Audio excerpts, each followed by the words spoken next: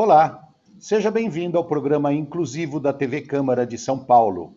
Hoje vamos falar sobre o Instituto Adara, que visa a inclusão de crianças e adolescentes surdos em diversos setores da sociedade e também no núcleo familiar, de forma autônoma e emancipada. Nossa convidada é Rosângela Zanetti, que é coordenadora do Instituto. Seja bem-vinda, Rosângela. Olá, Roberto. Um prazer estar aqui com vocês. Ô, Rosângela, bom, nós conversamos bastante, né? Já deu para conhecer um pouco da pessoa Rosângela e a Rosângela da pessoa Roberto, mas não é esse o nosso assunto, nós temos que falar da Adara. Como é que surgiu o Instituto? Então, o Instituto surgiu a partir de um trabalho que começou com uma biomédica que estava fazendo uma especialização em acupuntura e foi fazer um trabalho na Escola de Surdos do Colégio Rio Branco, para ver como que a aplicação da acupuntura poderia ajudar no aprendizado dos surdos, né? E nesse processo, ela acabou conhecendo a nossa presidente hoje, né? E a gente costuma dizer que foi um encontro de almas, porque aí a nossa presidente se apaixonou pelo trabalho que ela estava iniciando, e Sim. juntas elas começaram um trabalho. Ainda não era nem o Instituto Adara, né?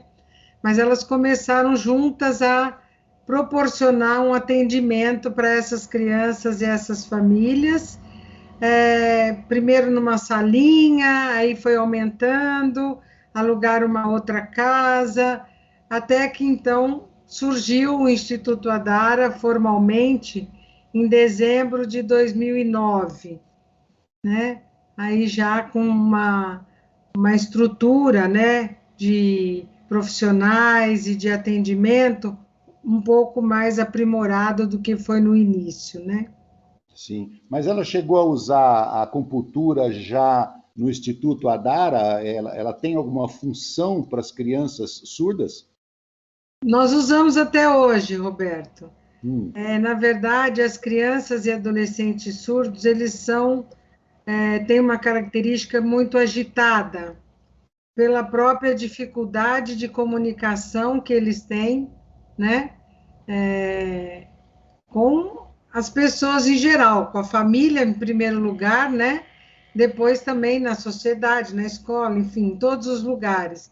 sim. Então, eles têm como característica essa agitação, né? E a acupuntura ajuda muito nesse processo. A calma. Isso. Você sabe que eu comecei a prestar atenção na acupuntura de uma maneira muito engraçada. Um amigo meu, há muitos anos atrás, começou a aplicar acupuntura nas plantas, Sim. né? E ele aplicava no pé de maracujá, no pé de tomate, e eu ficava bobo de ver a diferença que dava dos pés que não tinham sido aplicado a acupuntura e os pés que tinham sido aplicado. Eu falei, mas esse troço funciona mesmo?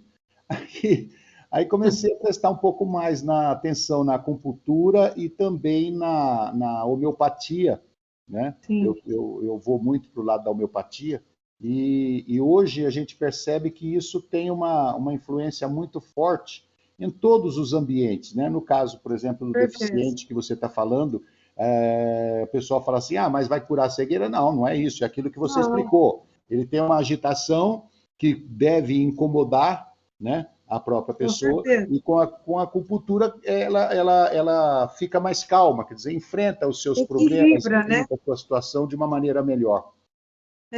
Proporciona um equilíbrio maior, né, na pessoa. Sim, Equilíbrio emocional, psíquico, e isso ajuda, obviamente, no físico também, né? sim. Quais são os cursos e projetos que a Dara oferece hoje? Então, o Adara, ele está dentro da área da assistência social, né? E a gente hoje funciona como um serviço de convivência e fortalecimento de vínculos para surdos, né? E as suas famílias, obviamente, né? A gente atende o surdo e a família. Então, nós temos várias atividades, porque, óbvio, ao longo do tempo, nós fomos percebendo aquilo que era melhor oferecer para o surdo. Então, nós somos uma organização bilíngue, onde a gente trabalha na primeira língua Libras, Sim, né, a língua brasileira de sinais, que, aliás, curiosamente, é a segunda língua oficial do nosso país, sim, poucas pessoas sabem disso, e a segunda língua é o português na leitura e escrita, né? Então, a gente enfatiza muito tudo que a gente faz nessas duas línguas, que é o principal, vamos dizer assim, do nosso trabalho, mas a gente, usando essas duas línguas, a gente trabalha muito com as crianças e com os adolescentes, esse conhecimento do mundo, né? O estar no mundo, como eu me vejo, como eu vejo a minha relação com o outro e como eu vejo a minha relação com o mundo onde eu vivo, né? Então, a gente tem atividades que a gente chama de L1, que é um orientador surdo que nós temos, que dá essa atividade. Nós temos uma atividade que a gente chama de L2, que é uma orientadora ouvinte, né, pedagoga também, assim como o surdo, e que faz atividade mais na parte do português, da leitura e escrita. E nós temos psicologia, nós temos serviço social, nós temos oficinas integrativas que trabalham aí as terapias integrativas, né? Então, reiki, acupuntura, homeopatia, florais, todas essas terapias aí.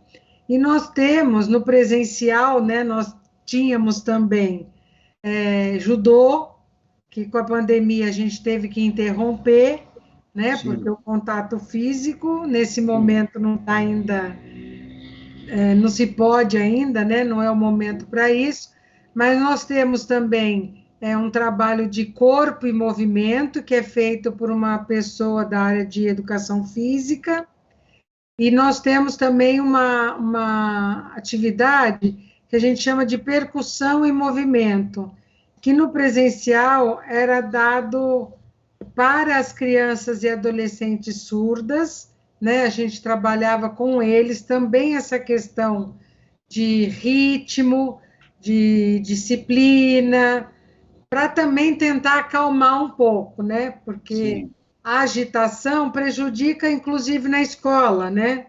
Porque ele não consegue ter foco. sim, Então, a gente proporciona essas atividades e atividades recreativas também, né? sim.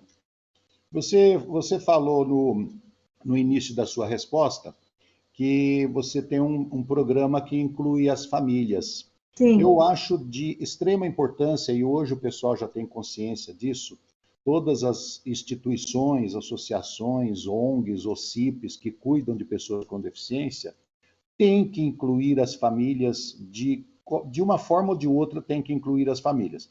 Porque não adianta você desenvolver um trabalho de horas dentro da sua instituição e chegar em casa um outro tratamento, uma outra filosofia, uma outra forma de lidar com o outro, né? E sim, isso complica, prejudica o seu trabalho.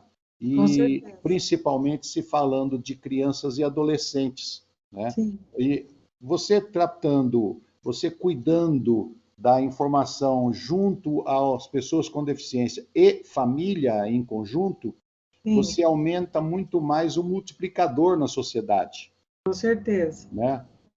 Esses cursos que vocês oferecem, eles são gratuitos? Todos gratuitos. As famílias também recebem, Roberto, desculpa, eu esqueci de mencionar, a gente tem também a estimulação, que a gente chama estimulação lúdica, para as crianças pequenas, né, que chegam e não têm ainda a língua de sinais, né? Então, a gente tem essa atividade também, e a gente tem oficinas de Libras para aqueles adultos também, ou maiores, adolescentes maiores, que chegam sem a língua também, né? Sim. Sem o domínio da língua. E a gente também oferece isso para as famílias, né? Porque a maioria das famílias não tem fluência em Libras, infelizmente. Esse é o cenário. Você tem um processo seletivo? Existe fila para ir? Até hoje a gente conseguiu atender todo mundo que nos procurou, Roberto. Que bom. Com a ajuda dos céus, a gente conseguiu até hoje atender todos que nos procuraram. Nós somos uma instituição totalmente gratuita, né? Todas as atividades oferecidas são totalmente gratuitas. A gente tem muito prazer em receber. Nós, apesar de estarmos em Cotia, nós atendemos entre 10 e 12 municípios do entorno, inclusive crianças de São Paulo, do município de São Paulo. A gente acaba atendendo toda a região Grande Oeste, né? Então, inclusive São Roque, Sim. Juquitiba, Embu, Tabuão, Itapevi. Atende tudo em torno da Grande Cotia, incluindo São Paulo. Exatamente. E as pessoas que ficam mais na região oeste aqui, né, de Butantã, sabe? Esse pedaço de São Paulo, Rio Pequeno, que fica mais próximo ali da Raposo, né? Também acabam vindo para o atendimento nosso. Qual é o curso de vocês mais procurado? Na verdade, o nosso serviço, a pessoa que participa do nosso serviço, ela tem que participar de todas as atividades. Então não tem assim. Eu queria fazer este curso, não tem isso. Não. Tem que participar de tudo. Tem que participar de tudo. Tá. A gente vê um horário que seja compatível, porque a gente funciona no contraturno escolar, né? A criança vai para a escola e no outro período ela frequenta o Adara, né? Mas ela participa de todas as atividades. Isso é bom, isso é bom.